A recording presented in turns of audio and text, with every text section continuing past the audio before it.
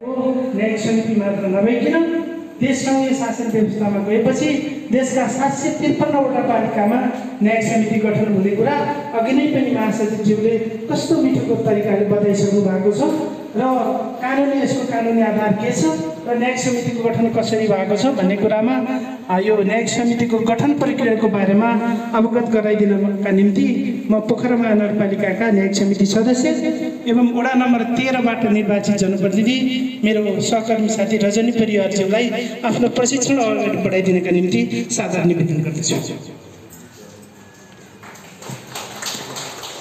धन्यवाद छ दाइलाई।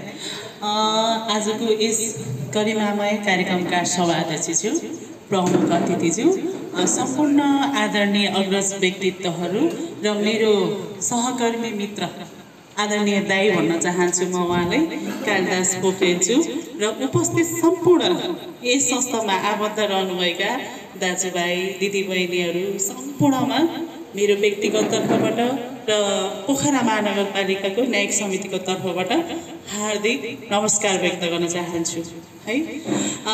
आज चाहिँ हाम्रो संयोजकज्यू विशेष कारणवश आउन सक्नुभएको छैन। हामी चाहिँ सधैँ जसो सोमबार र बुधबार इजलास बस्ने गर्छौँ, तसर्थ पनि यहाँहरू धेरै प्रतीक्षामा बस्नुभयो। यसमा चाहिँ समयमै उपस्थित हुन नसकेमा क्षमा चाहन्छु। महिला भन्दै गर्दा अहिले हामी चाहिँ यति सबैजनाको पहुँच होस् भनेर नेपाल चाहिँ सङ्घीय शासन व्यवस्था गएसँगै हैन, यहाँहरू सबैको प्रतिनिधित्व भएको छ। वडामा पनि 5 जना सदस्य, स्थानीय सरकार भनेको झन् सबैभन्दा नजिकको सरकार हाम्रो चाहिँ 3 तहको सरकार रहेको छ। यहाँहरूलाई पनि थाहा छ होला, सङ्घ, प्रदेश र स्थानीय तह गरेर चाहिँ 3 तहको सरकार रहेको छ, सबैलाई अवगत नै छ। हाम्रो चाहिँ यो न्यायिक समिति भनेको के हो त, यसले चाहिँ के काम गर्छ, यसको क्षेत्राधिकार के रहेछ र यो चाहिँ कसरी गठन हुँदो रहेछ भन्ने विषयमा मेरो सेसनमा यहाँहरूलाई स्वागत छ, स्वागतम। संविधानको 2072 को संविधानले 2072 को संविधान धारा 217 ले चाहिँ सबै स्थानीय तहमा न्यायिक समिति रहनेछ भनेर उल्लेख गर्यो। त्यो न्यायिक समितिमा चाहिँ हाम्रो देशमा चाहिँ 753वटा पालिकाहरू रहेका छन्, 753वटा स्थानीय तहहरू रहेका छन्। ती स्थानीय तहका 753वटै पालिकामा चाहिँ न्यायिक समिति रहने व्यवस्था छ। न्यायिक समितिको संयोजक चाहिँ स्वतःस्फूर्त रूपमा चाहिँ सम्बन्धित पालिकाको संयोजक रहनेछ। संयोजकमा उपप्रमुख तथा उपाध्यक्ष भन्छ। हाम्रो पोखरा महानगरपालिकाको उपप्रमुखको थाहा छ होला, यहाँलाई थाहा छ नि सबैजनालाई हैन, मन्जु देवी गुरुङ र 2 जना सदस्य चाहिने निर्वाचित जनप्रतिनिधिहरू।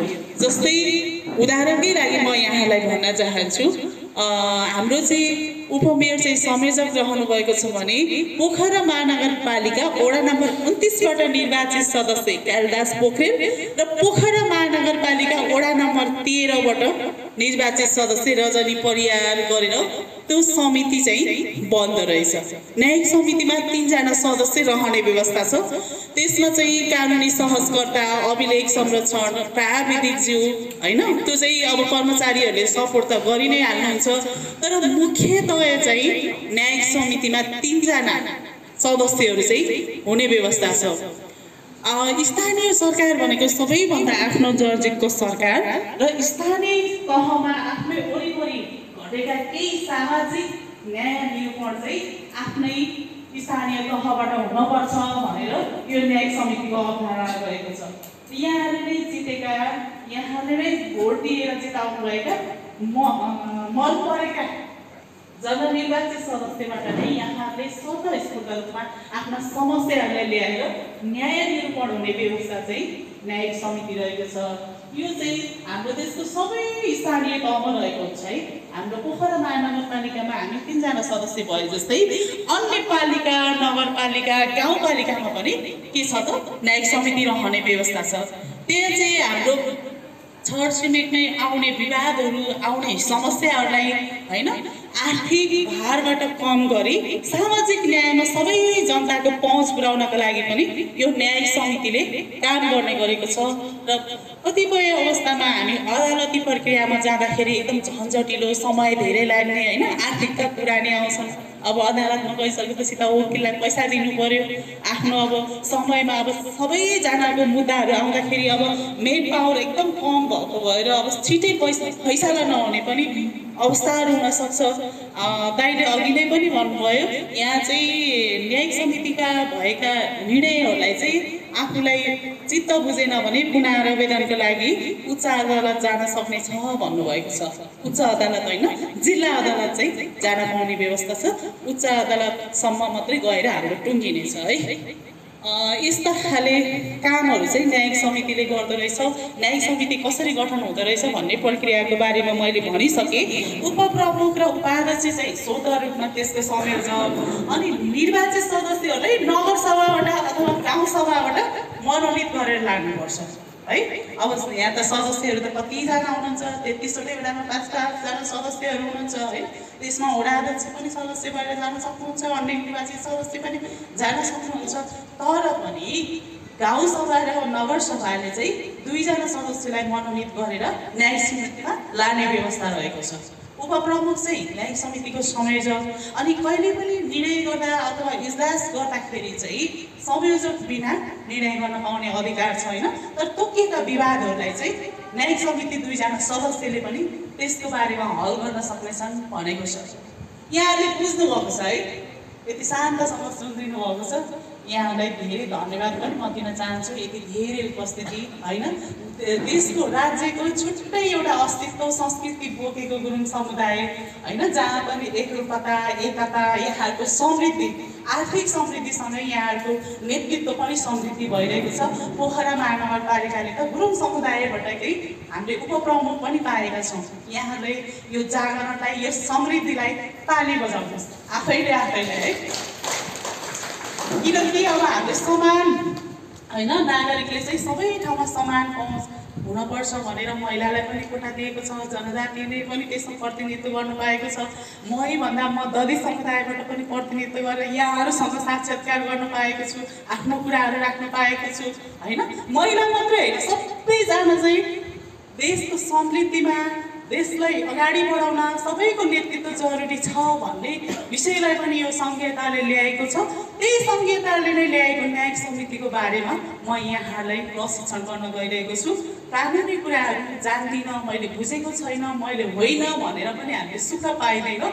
तसर्थ पनि हाम्रो न्यायिक समितिले अब कस्तो खालको विवादहरू आयो भने हेर्ने त भनेर हामीले भन्न गइरहेको छु है। सञ्चालितको 1 अनुसारमा 13वटा यस्ता विवादहरू छन्। ती विवादहरूलाई चाहिँ न्यायिक समितिले नै न्याय निरूपण दिन सक्नेछ भने अरू चाहिँ हामीले मेलमिलापको प्रक्रियाबाट अहिले जस्तो सुकै अदालती प्रक्रियामा गएका मुद्दाहरू जस्तो सरकारी फौजदारी मुद्दा बाहेक अन्य देवानी मुद्दाहरूमा मेलमिलापको प्रक्रियाबाट मेलमिलाप हुन सक्ने छ भने मेलमिलाप गर्न भन्छ के।